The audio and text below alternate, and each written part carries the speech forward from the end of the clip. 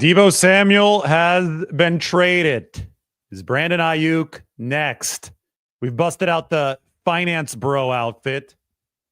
We're about to talk money for the next few weeks here with the 49ers. Lombardi herself recommended the finance bro outfit. So it's going to be 49ers Business 101, the update, because the Brandon Aiyuk trade could be next. I'm going to preface this by saying it is unlikely. We knew that the Deebo Samuel trade would almost certainly happen. A lot of people were wrong about the 49ers wanting to cut Deebo Samuel instead of trade him because they weren't wearing their finance bro vests. They didn't understand the salary cap. In fact, the amount of salary cap illiteracy that I've seen over the last 12 to 15 hours has been astounding. And people are just doubling down on the salary cap illiteracy. But we can now move forward to the next pressing matter where we'll probably see more salary cap illiteracy. But the 49ers can definitely afford to trade Brandon Aiyuk. The question is, what is the market going to look like for him following the ACL tear? And we also have to talk about this from a strictly football perspective. If you lose both Brandon Aiyuk and Deebo Samuel in the same offseason, you got some replacing to do if you're the 49ers. It might be the most efficient option moving forward for San Francisco. It actually might give them the best shot at fielding the best offense in 2025. It's crazy to say that. A few months after that definitely wasn't the case, but things change quickly in the NFL. But even if it is the optimal path forward, even if the 49ers are offered enough to be convinced to move on from Brandon Aiyuk, they're going to have to do some work in the receiving room, and that's something that we can talk about over the course of this show. So hello, welcome in. It's Sunday morning. This came out last night on the San Francisco Standard. It is the ultimate breakdown of the Deebo Samuel trade to the Washington Commanders for a 5th-round pick. That is a win for the 49ers. It's, there was a chance that they weren't going to be able to recoup anything for Deebo Samuel because the entire league knew that San Francisco was moving on from him. The new league year starts in just about a week. And if that's the case and you're another team, you might be incentivized to just sit by, wait for the 49ers to release Deebo Samuel and then try to sign him then. Apparently, the Washington Commanders, with their general manager, Adam Peters, who scouted Deebo Samuel for the 49ers back in 2019, wanted to cut in line. So he sends a 5th-round pick San Francisco's way. The 49ers wanted a 4th-round pick. That ended up being a little too ambitious. They settled for the 5th-round pick. San Francisco, everything that they're doing now is built around cost efficiency, retooling the roster around Brock Purdy. This is going to be their first true A-list quarterback expenditure in this new QB era. When Jimmy Garoppolo signed for $27.5 million annually, it might have been the top deal in football in 2018, but the contracts have now ballooned. Dak Prescott's contract worth over twice as much as Jimmy's was in 2018 at $60 million per year. So the 49ers are about to enter the true A-list quarterback foray financially. It means that they've got to clean up the spending elsewhere. And this Deebo Samuel trade was part of it. They saved $17.5 million. And the potential Brandon Aiyuk move moving forward could save even more, $110 million. The people who are salary cap illiterate are not looking at the cap as a large pool where money flows from year to year, which is what you absolutely have to do. You could either look at it as a large pool or you could look at it as an interconnected network of sinks. But anyway, the Deebo Samuel impact on the 49ers cap through this trade is illustrated here. Before the trade, his cap hit for 2025 was $15.9 million.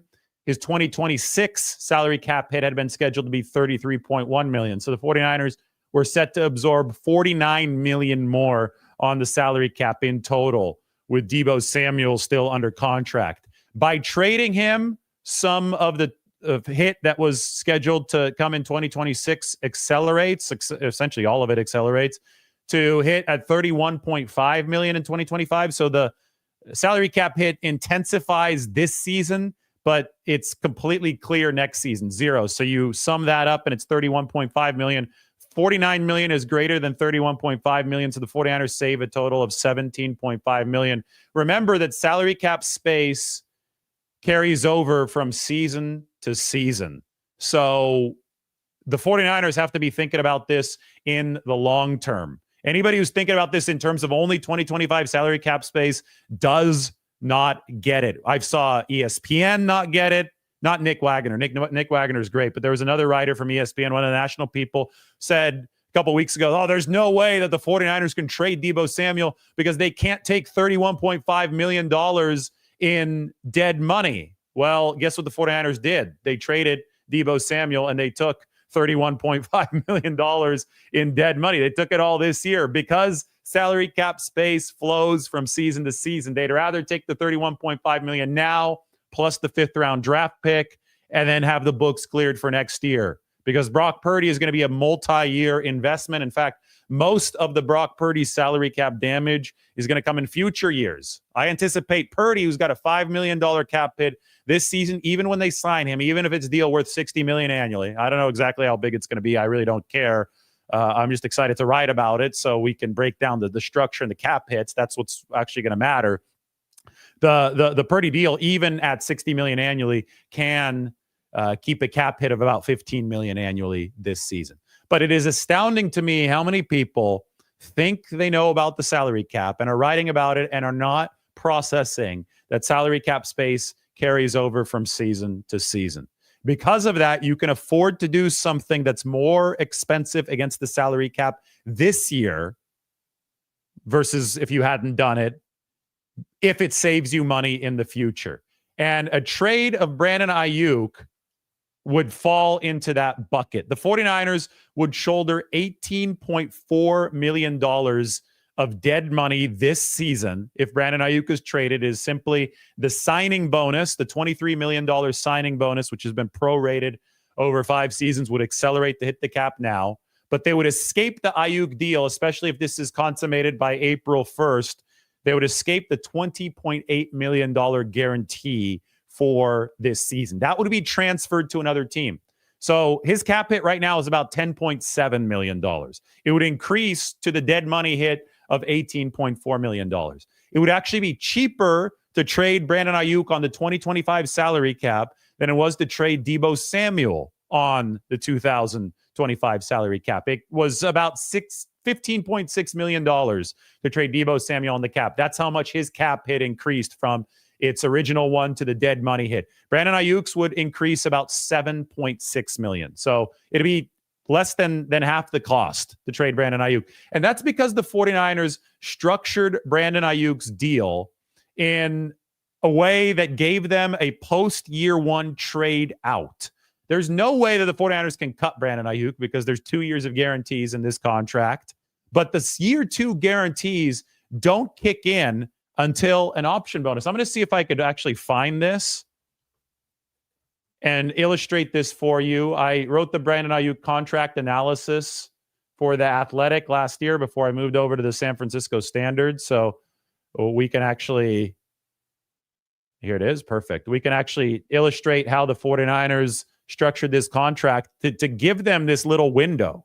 And this window could come in very, very handy now. Now, as I said, it's unlikely, and I'll explain exactly why in a little bit. But first, I want to give you guys the contract mechanics so you know that the 49ers actually have this window to save significant money while not incurring a big hit this year. Now, big background is that Deebo Samuel's contract and trade happened within the setting of a 49ers salary cap situation that is expansive this year. Take a look at this.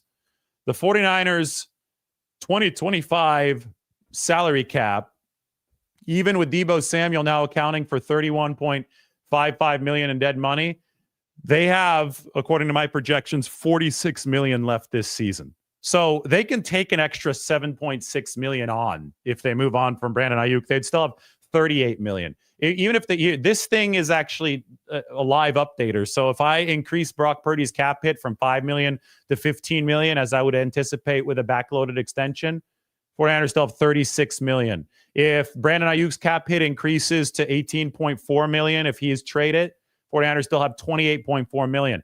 They're actually going to gain back short-term money when they extend George Kittle. So see here, move his cap hit to 12 million because you spread the hits out further into the future. Boom, 49ers back at 38 million. The point here is that they are so awash in salary cap space this season because they've pushed all this money backwards, and I think that's a smart strategy. The two teams doing most of this are the Philadelphia Eagles and the 49ers. They are so full of salary cap space this year that 10 million here, 15 million there, even 20 million here and there isn't changing anything about this season's free agency plans. They're going to have enough money to execute what they need to do in free agency when it opens up in about a week, no matter what they do, essentially, right? Obviously, you could do some kind of crazy expenditure that changes the situation, but the 49ers don't have that in the plans. This is going to be an offseason of measured spending because cost efficiency is extremely important. So when Deebo Samuel first requested the trade and so many people breathlessly said that $31.5 million in dead money wasn't possible for the 49ers to absorb, I actually did the work. Because I actually do the work, unlike a lot of people, and I open this up, and I'm keeping track of the salary cap, and I say no, their salary cap situation is completely ready to absorb the $31.55 million dead money hit, which I still have here. I still have Deebo listed on the roster just for illustration's sake. I'm going to move him down to the dead money accumulation along with these guys in a little bit. But just for the sake of this show, we have Deebo here. And the flexibility the 49ers have opened up has also given them the ability to take on the $18.4 million of Aiyuk's contract this year, because Aiyuk would ultimately save the 49ers $110 million. I think we need to take a look at the 49ers' massive cap saving and efficiency operation. And for that, I got the Finance Bro vest on. With the Finance Bro vest, we can open up a blank spreadsheet. We can call it, here you go. We can call the blank spreadsheet 49ers cap savings over 2024 and 2025. So what I'm going to do is I'm going to list some of the players that the 49ers have either cut or asked for pay cuts, and we're just going to do some simple math to see how much money the 49ers have saved over the past two seasons. And I think you can really understand the 49ers strategy in this situation. So starting from last season, we're going to go Eric Armstead, right? Eric Armstead was somebody who they asked to take a pay cut. Do you guys want this to be bigger on the screen? I can make this bigger on the screen. Let's make this text something that is actually readable for the majority of people. We'll go, oops, we don't want Armstead that many times. We'll make this, I think that's big enough for everybody, right? I actually want to maintain some cell integrity here. I'm not great with Excel, so you're going to have to bear with me. So there was Armstead. There was Kyle Juszczyk and his pay cut. There was Javon Hargrave this past season. Deebo Samuel with the trade. Potentially Kyle Juszczyk coming up with a cut this year, not just a pay cut. We'll see. Kyle Shanahan didn't rule it out. But so far, there have been 4 maneuvers that I can come up with off the top of my head, with more potentially coming. Anyway, Armstead saved the 49ers $18 million. Kyle Juszczyk and his pay cut saved the 49ers $5 million. Javon Hargrave, they just lopped off 2 years that were non-guaranteed for about $40 million. Deebo Samuel saved the 49ers $17.5 million. So again, let's make this text a little bit bigger so you guys can see the numbers. I could even zoom in on it. So these are the savings for the 49ers over the course of all of these maneuvers. We can sum it up now. $81 million the 49ers have saved through cutting Armstead, Juszczyk pay cut that saved $5 million, post-June 1st cut of Javon Hargrave, which will ultimately save about $40 million of space, and the trade of Deebo Samuel, $81 million. If Brock Purdy, this is just very simple math, if Brock Purdy goes for $60 million a year, you have just paid for over a season of Brock Purdy through those maneuvers. Now, it's not that simple. I get it, but I'm illustrating the very rudimentary principles of cost efficiency for the 49ers. And the most rudimentary of those principles is that salary cap space carries over from season to season. So the savings will flow over, and you have to look at this in the big picture. My opening line of my Deebo Samuel piece, which is linked in the description of this article, it's up on the San Francisco Standard. The opening line is the 49ers are optimizing around quarterback Brock Purdy, both financially and stylistically. And doing so will require some jarring course adjustments that disregard nostalgia from the not too distant past. Obviously, one came on Saturday when the 49ers traded Deebo Samuel to the Washington Commanders for a 5th round pick. In the case of Brandon Aiyuk, with Deebo, all you did was offload the base salary, the option bonus, which turned into a base salary. So he had $15.4 million in option bonus for the 49ers, but now it's just base salary with Washington. So you add that to the veteran minimum $1.17 million base salary, and you add it to $850,000 or so in workout bonus and per game roster bonus money. And it all added up to $17.5 million. So the Commanders absorb $17.5 million. The 49ers save $17.5 million. In the case of Deebo Samuel, this is what an acquiring team would inherit. 2025 through 2028, so 4 years of team control at $110 million over those 4 years. That is $27.5 million per year if you just divide 110 or 109.92 divided by 4. For comparison, the 49ers signed Brandon Aiyuk to 4 years, $120 million.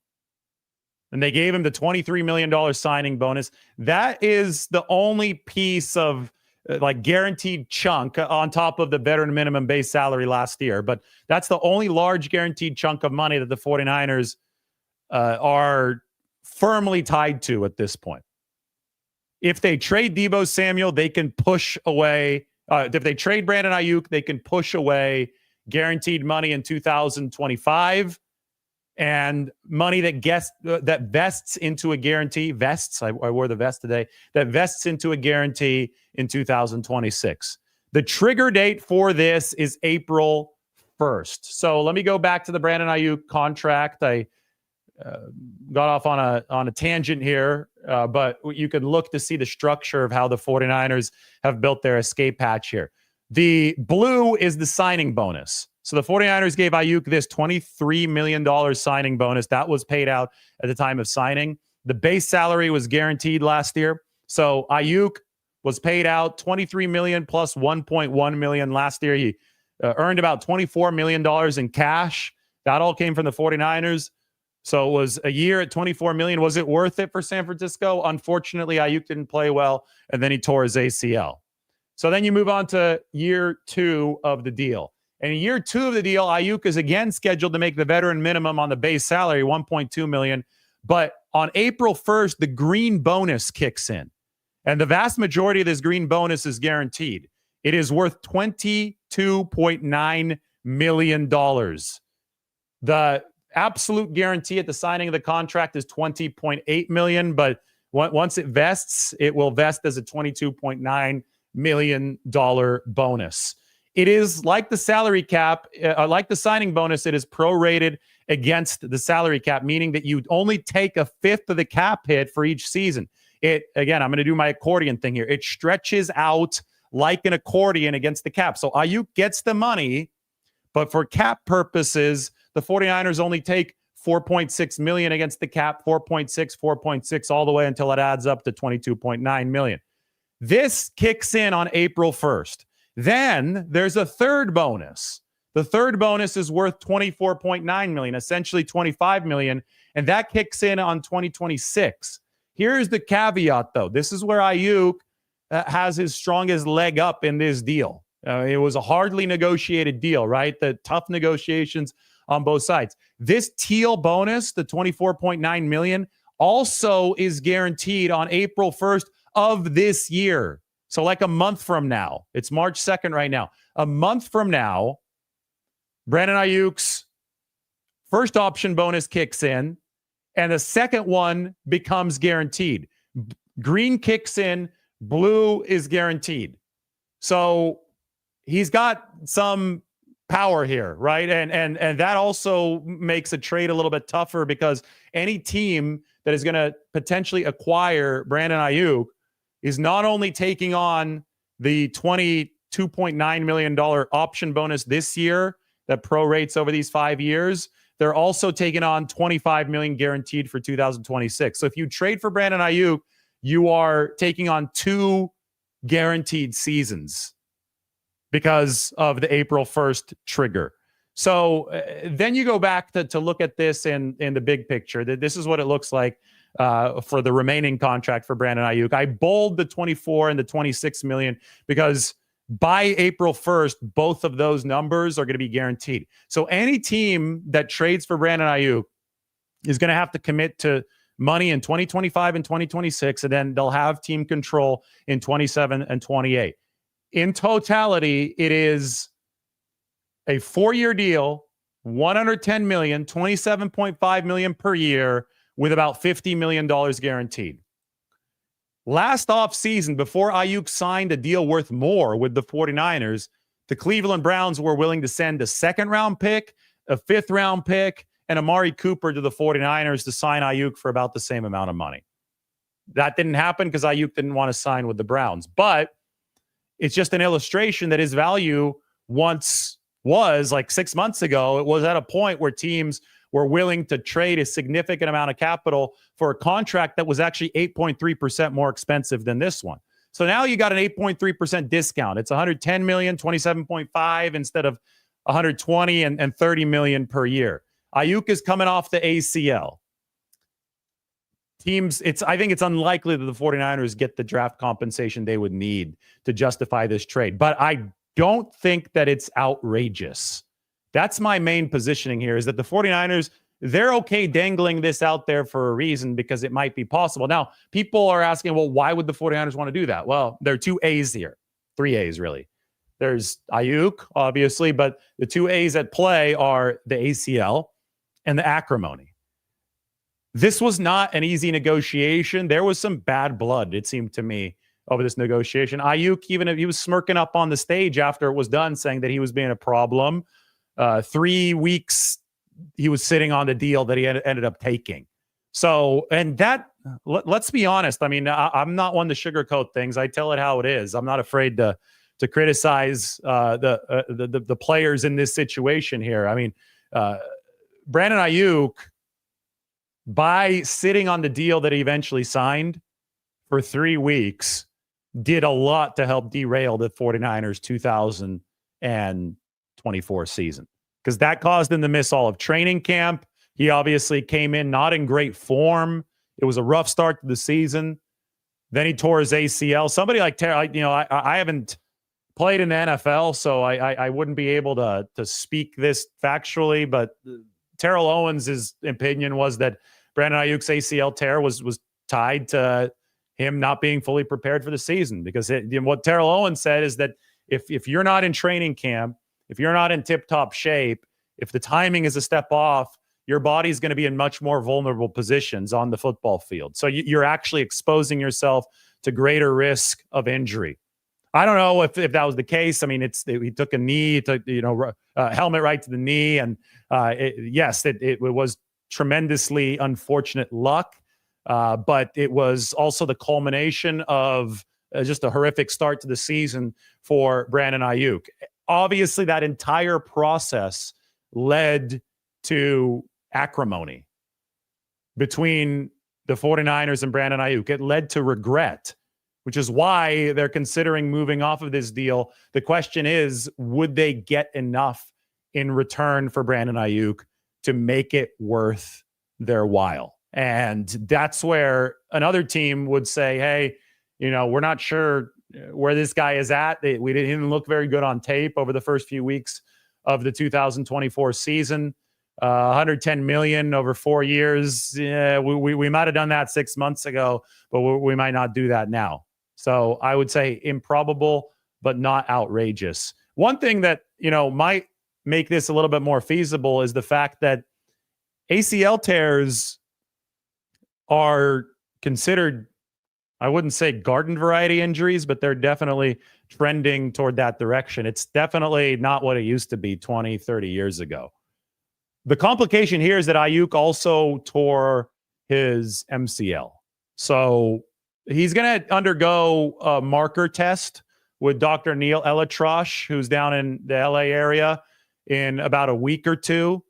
Elatrosh performed the surgery. He's the best that does it. And the marker test is going to give the 49ers a firmer indication of when Aiyuk might be back for the 2025 season. I think that's really important for the 49ers to know for the perspective of team building in this offseason. But if the 49ers do, surprisingly move on from Brandon Aiyuk, how would they rebuild their receiver core without them? Because obviously this would be a jolt, like of epic proportions. And, I wrote about Deebo up on the San Francisco Standard, but about 3 weeks ago, right after the Deebo trade request, we can go to my other articles in the Standard. We had this State of the 49ers series, these beautiful illustrations from Clay Roddery. And at that time, I was already talking about the 49ers trading Deebo and absorbing the cap hit, doing all that good stuff. This was on February 10th. But one thing about this was the efficiency of the receiving room, or the lack thereof, last season. So blue is good, red is bad. And you can see that there wasn't a whole lot of blue on this chart. In 2023, there had been 5 receivers in blue. 2024, only 2. There's Kittle, there's Jennings. Guess who the 49ers are going to extend this offseason? George Kittle. Guess who I think they'll probably extend this offseason? Juwan Jennings. The 2 guys listed in blue are entering the final years of their contracts. They are great fits with the 49ers. They're dependable players. They have not shown any signs of drop-off. And the 49ers, I know for a fact that they're working on extending George Kittle. I don't know for a fact that it's happening with Juwan Jennings quite yet, but I think he absolutely deserves it. I mean, Juwan should have had a 1,000-yard receiving season. That was robbed by a bad ejection from the officials. I think his game, he's only 27. His game is going to age very gracefully because he's not a speed-reliant receiver. So even if he slows down a step, it's not like he was relying on speed in the first place. Juwan Jennings is a skill guy. Body control, great catch ability, good catch radius, and he's just a dog. He's just tough. And toughness ages well in this league. Deebo Samuel very much uses speed as one of his weapons. Deebo Samuel's a size speed guy, so he's a bulldozer, but he's a bulldozer that's got, there's a Rolls-Royce engine there when Deebo Samuel is operating at full capacity. And I know that this past season, he was dealing with a pneumonia, he was dealing with injury, so it wasn't Deebo at 100%, but there definitely is a school of thought that probably isn't wrong, that Deebo Samuel's style of play won't age all too gracefully. But Juwan Jennings, I think that you could count on him. We just saw the Bills re-sign Khalil Shakir for 4 years, $60 million, $15 million a year, about $30 million, about half of that guaranteed. Juwan Jennings, why not sign him to a deal like that? 10 to 15 million a year. He's set to make the minimum again this year. He got a $6 million signing bonus last year, but this year he's on a minimum base salary. I think something between 10 and 15 a year that keeps him around through about age 31, age 32 to be an example for the 49ers receiving room. Juwan Jennings has proven to be somebody that you want to model your team after. I don't really think Brandon Aiyuk showed or commanded that level of respect with the way that he carried himself last offseason. I mean, it was a mess over the whole hold-in, the fact that he sat on the deal that he ended up signing for 3 weeks just to miss training camp, the fact that he wasn't ready to play at a high level at the start of the season. I mean, all this stuff from Brandon Aiyuk wasn't pretty last year. Everything that Juwan Jennings has done as far as preparation, work ethic, readiness, practice, like everything that he has done, I think it shows that Juwan Jennings is the type of player that you want as an example for other wide receivers, somebody that you might want to consider paying if you're the 49ers this offseason. Anyway, related to all of this is the 49ers are open to trading Brandon Aiyuk a year after they extended him. So everything that I'm saying right now obviously is in the minds of the team. It's not something that's likely again, but it's not outrageous given everything that's transpired with Aiyuk. But we go back to the question of how would the 49ers rebuild the receiving core without Deebo Samuel and Brandon Aiyuk if you lose both of them? Because, just without Deebo on the surface, that could just make the 49ers better this year. I think that Ricky Pearsall is already an upgrade over Deebo Samuel in terms of fit with Brock Purdy. I was waxing poetic about how good Deebo Samuel was over the years for the 49ers. It was an epic 6-year run with San Francisco. But the Deebo Samuel the 49ers traded to Washington is not the Deebo Samuel who tore apart the league in 2021. That was a long time ago. And I even think the 49ers got decent value out of Deebo Samuel's contract. Look at this. We could go back to one of my tweets right here. This is the Deebo Samuel post-extension litmus test. I guess it's not a litmus test. This is an autopsy of the contract.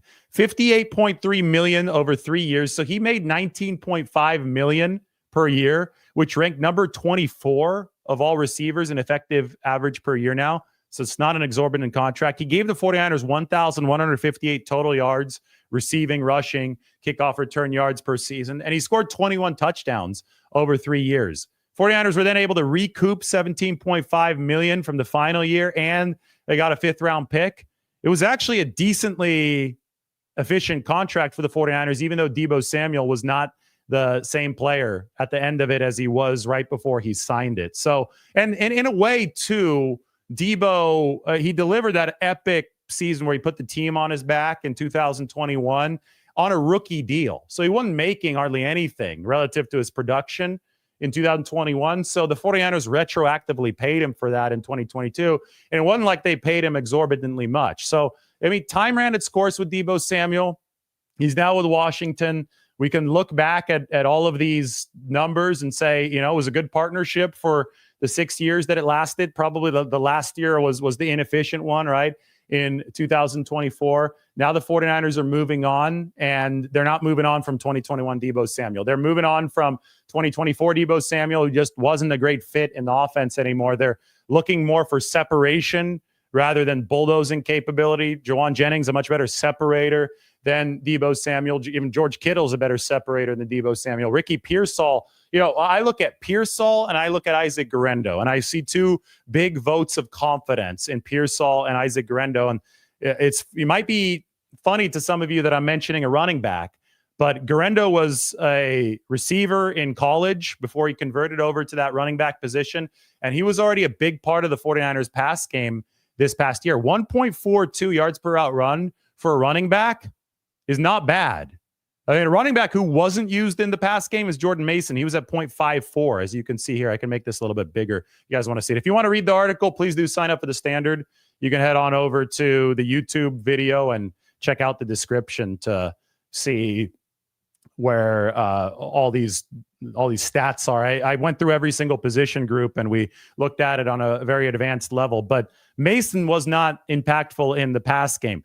Guerendo was, Christian McCaffrey was, and I think that when you look at the evolving offense, especially as it relates to fitting with Brock Purdy, the 49ers with Pearsall, who was, again, much better over the final 2 games than over the course of the whole season. He was at like 2.61 over the final 2 games. That move from Deebo Samuel is a vote of confidence in what Pearsall might be able to do and what Guerendo might be able to do moving forward. Now, I'm done talking about the guys that are already on the roster. I think the 49ers would have to add more. I think they still need to work on the receiving room. Even if Aiyuk stays around and is ready for week 1, I think the 49ers need to at least go mid-tier veteran in the receiving room this offseason. I've talked about Darius Slayton.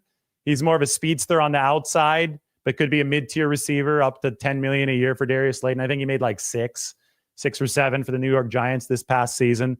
But a guy would target it like 60 times in the season. So, and obviously it wasn't a good quarterback situation for the Giants. Elijah Moore is somebody, if you want more of a short area quickness skill set, 3-cone skill set, inside receiver skill set, he's somebody that's going to be available this offseason, should also be available at a more affordable price. I think they need to insulate with mid-tier veteran on a more cost-efficient basis than Deebo Samuel, who's scheduled to make the $17.5 million this year. So you save that money, and I think you reinvest it in something cheaper.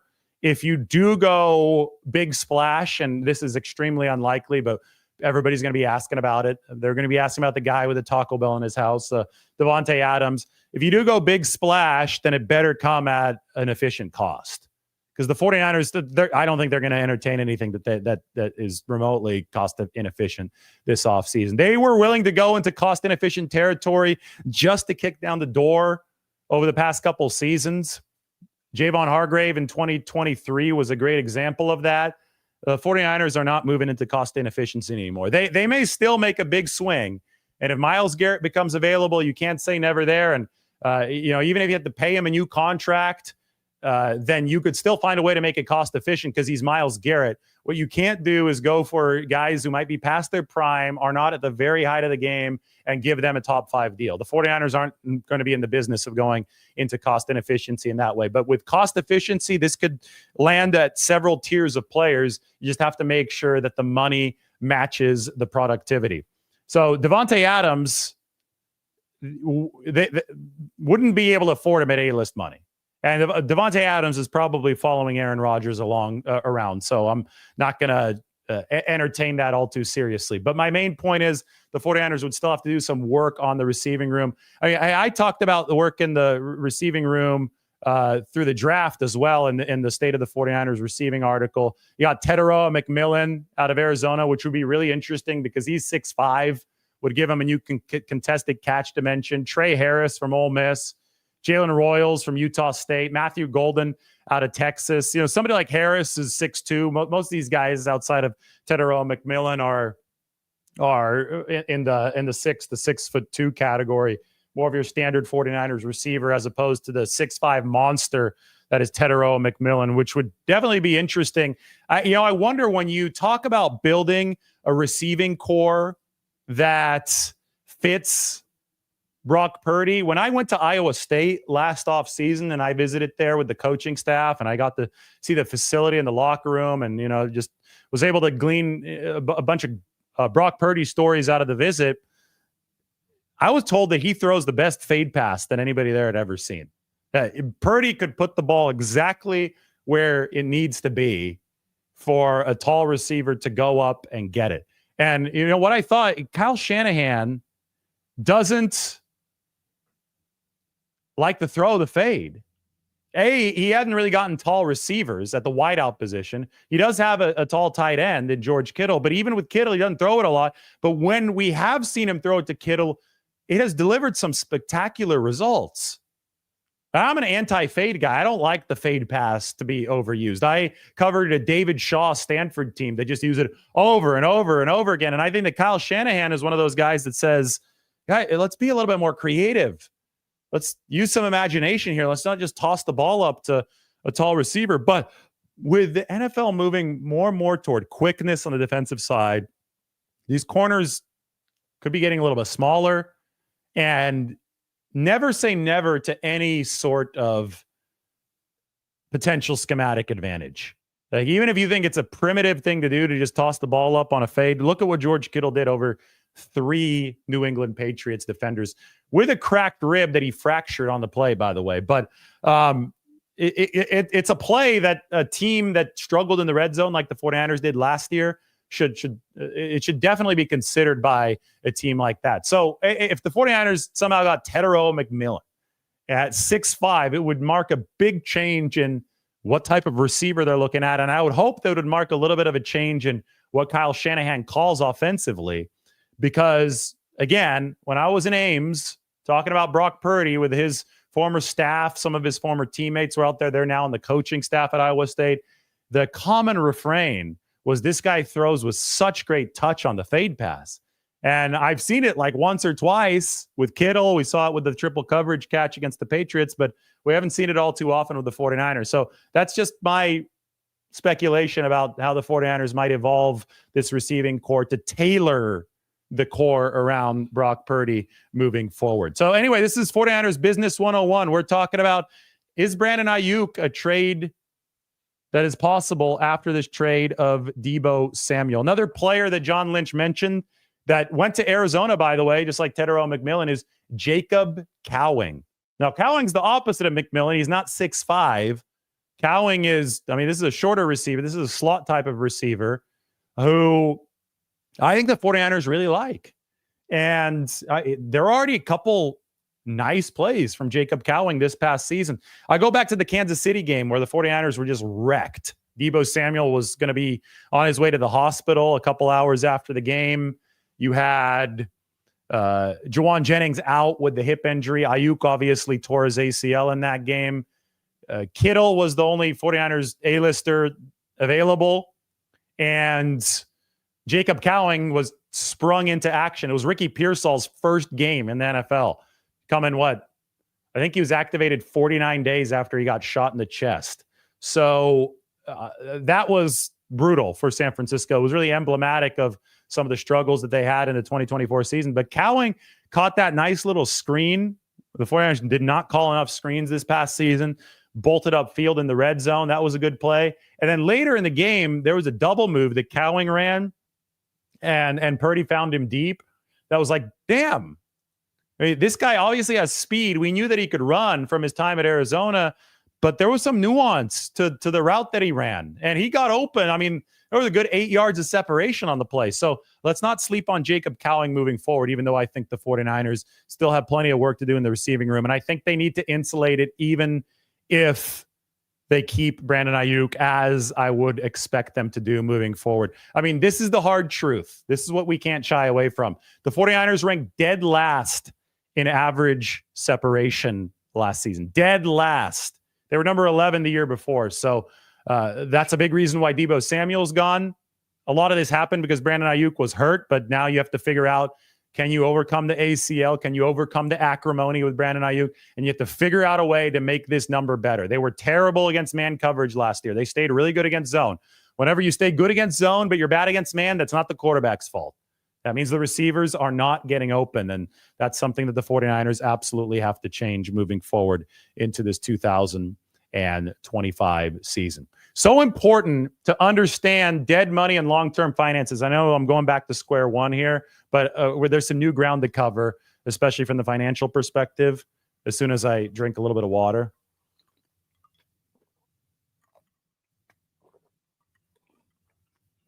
We're at 42 minutes of straight talking now. Get your questions ready as we're talking here. Finance Bro Vest is on. Spreadsheets have already been busy calculating this morning. The 49ers, through these maneuvers, Kyle Juszczyk was a pay cut last year. This is not reporting that Kyle Juszczyk has been cut this year, but 49ers have already saved $81 million through cost efficiency measures over the past 2 seasons, and more is coming. If you added Brandon Aiyuk into this mix, that would be $110 million in savings. You'd save $191 million. Remember, salary cap space. To understand long-term finances in the NFL, the one rule, and why don't you guys repeat this after me?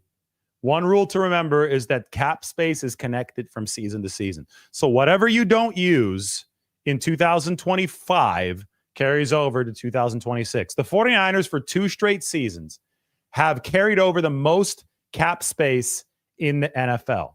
So if you are covering the 49ers without understanding that cap space carries over from season to season, then you do not know how to cover the 49ers. And I see so many people writing about the 49ers that don't understand the salary cap.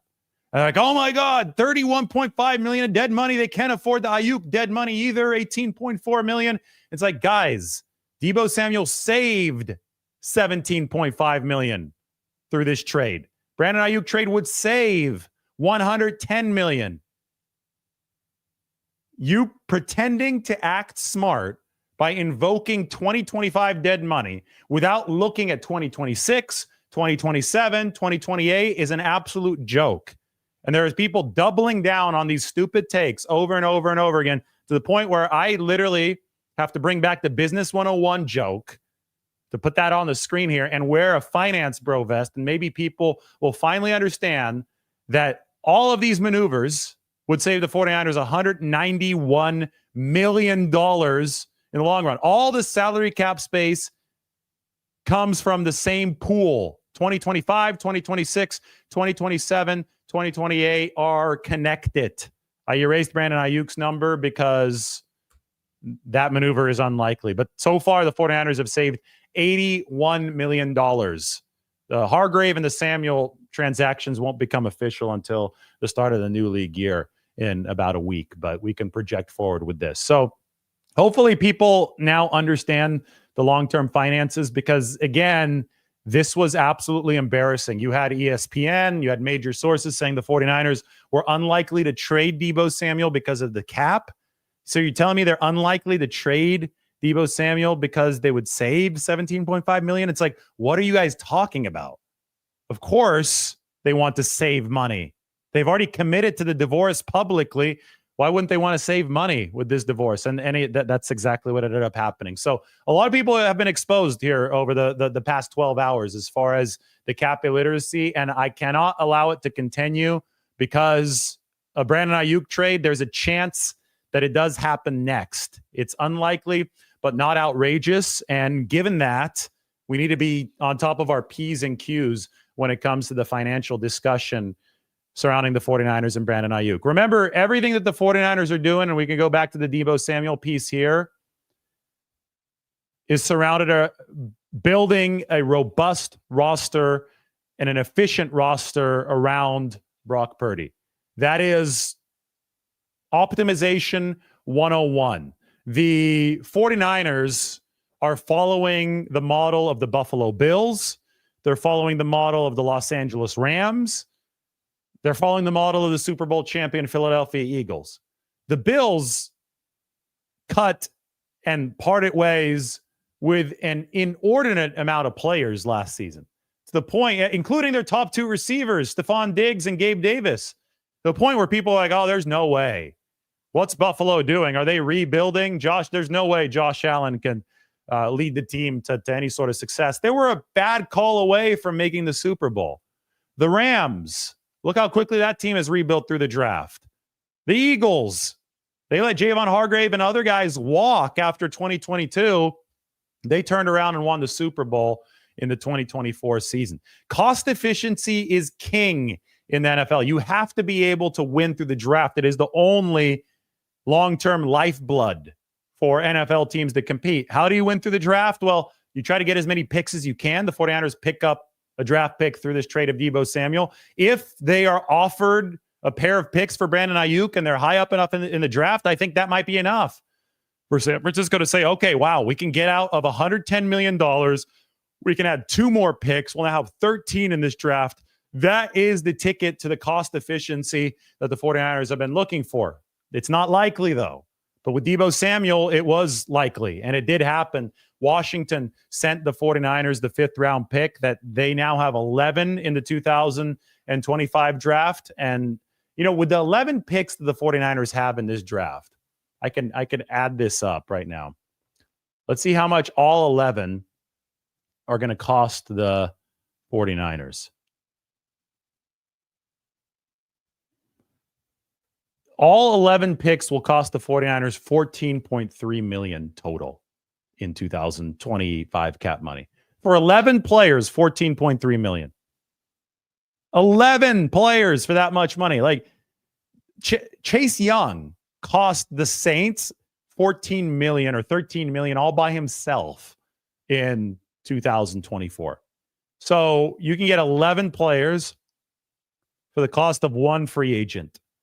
That's why the draft is the lifeblood. That's why the 49ers would be happy to take more draft picks if the compensation is appropriate in this situation. You guys have any questions? Let's go.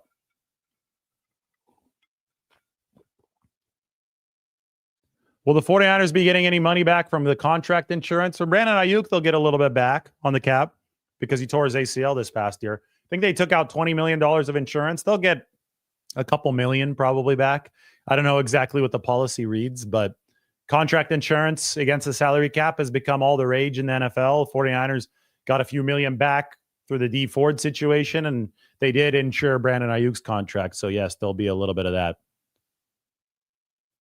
What do I think the odds are for Myles Garrett now that he shut the door on Cleveland? Well, Cleveland still doesn't want to trade him. So I think that the likeliest scenarios that Myles Garrett, if Cleveland just plays hardball, which I don't think is smart, I think that they'll get to the regular season. Garrett may or may not be playing, depending on the holdout, but I think that the season will start poorly. Either people will get fired after the slow start to the season for Cleveland because they're terrible at quarterback, or the people in charge will realize, oh boy, we better recoup our losses here before the trade deadline. And I think Myles Garrett might be a pre-deadline trade this season. I think that's the way that it's trending. We'll see if the situation changes in any material way, but I think until Myles Garrett is actually on the trading block, and he isn't, even though he's requested that, it's not something that we could really assign firm odds to.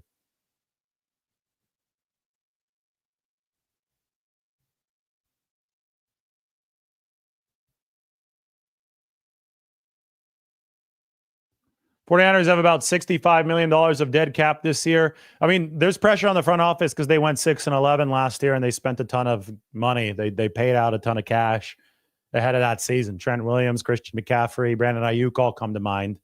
Javon Hargrave the year before that. So 49ers are in a spot where they need to turn it around. They had a bad year.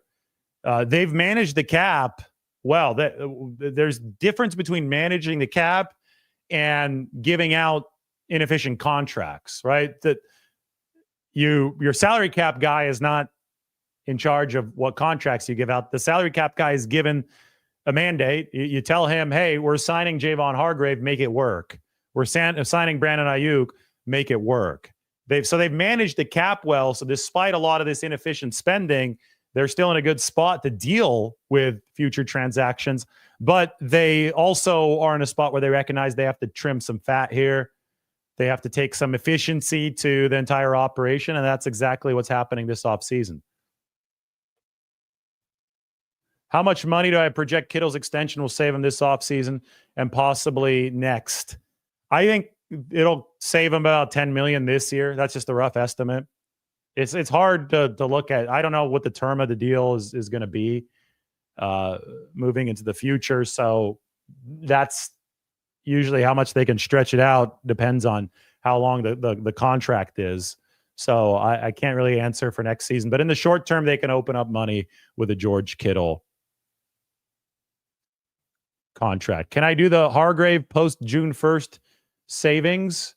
Well, Hargrave, first off, it's $40 million total saved.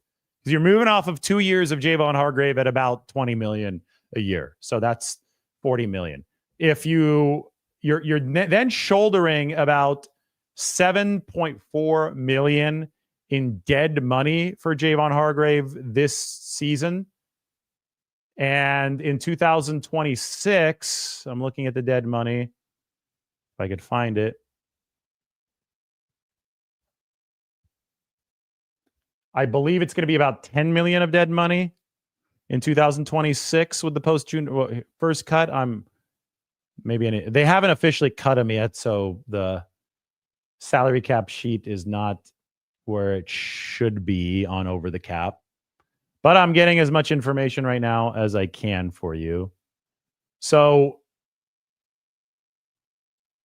no, it's $24.8 million total in dead money for Javon Hargrave. The post-June 1st cut means that $7.3 million hits as dead money this season, and the remaining $17 million of the $24 million would hit next season. So you absorb dead money hits, but you save a total of $40 million total. Remember the definition of dead money. I think this is what a lot of people forget, and it gets them confused about Brandon Aiyuk and company. Dead money is money that is going to have to hit the salary cap at some point, because you've already paid it to the player. You're not getting away from dead money. Dead money is not something that's added on to a bill. It just moves forward, and salary cap space is connected from season to season.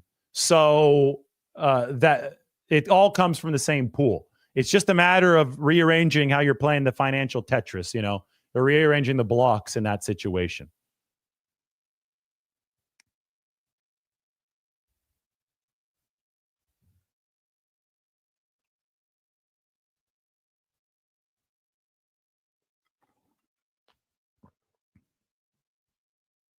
Does the Deebo trade make it more likely that the 49ers re-sign Greenlaw? Yeah, they have more money now. They've saved over $80 million through these maneuvers over the past couple of years. So players that they really want to bring back, that they believe really fit in the building, that they think can produce for them, they have a better chance of re-signing them. Greenlaw is such a tricky case because he played great football over those 34 snaps, but there are only 34 snaps. So there should be an interest in him from other teams. The 49ers would like to re-sign him before free agency starts, but I think Greenlaw might want to wait to see what the interest is once free agency begins next week. Thank you to Jay. Appreciate that. Means I could go buy another cup of coffee. 49ers received pick number 148 from the Commanders. That was originally the Saints' 5th round pick. What trade did they make to Mike? Mike sent me that information. What trade sent that pick over to the Commanders? Because I vaguely remember the Commanders doing some the Lattimore trade. Yeah. So the Lattimore trade led to pick number 148 going to Washington. The Deebo Samuel trade sends pick number 148 to the 49ers. They now have 11 picks. They're going to cost a total of $14.3 million. All right, everybody. Why don't you do me a favor? First, you could look at this. This is the cost efficiency scale. I made the spreadsheet out of this, but $80 million of space cleared for the 49ers. We talk about financial efficiency. That's what San Francisco is doing. You should go check out the San Francisco Standard. We reminisce on Deebo Samuel's great 6-year run with the 49ers. I think it's really important to keep that in perspective. Here's the story that I'll finish up on. John Lynch went into the locker room in the NFC Championship game with the 49ers down 17 points to the Detroit Lions. And he told a story to Jed York, who relayed it to the media. Niners were down 17. Things weren't looking good. And Deebo was just sitting there just shaking. He's like, just tell Kyle to get me the damn ball. And Jed said, and I mean, that's who Deebo is. He's just ready to take over a game at any point. And I'm very, very glad that he is on our football club. Well, times change quickly in the NFL. And then the 49ers were willing to trade Deebo Samuel about a year later. But you have to acknowledge some of the iconic moments that came before then, including what happened after that in the NFC Championship game. The 49ers, sparked by some big Deebo Samuel receptions, roared back to beat the Lions and head to the Super Bowl. It was a quintessential spark plug performance from a receiver who'd specialized in turning the 49ers' fortunes around. The team was coming off a 4-12 season when its coaching staff discovered Samuel to 2019 Senior Bowl. Little slip there because they would be at the Super Bowl later that season. They went 13-3 and waltzed all the way to Miami during Samuel's rookie season, fueled significantly by a bruising style that was unique to receiver position, typically featuring much nimbler athletes. This guy was a bulldozer. He set NFL history when it came to yards after contact as a receiver. He changed the mentality of the 49ers offense. He carried the team on his back in 2021.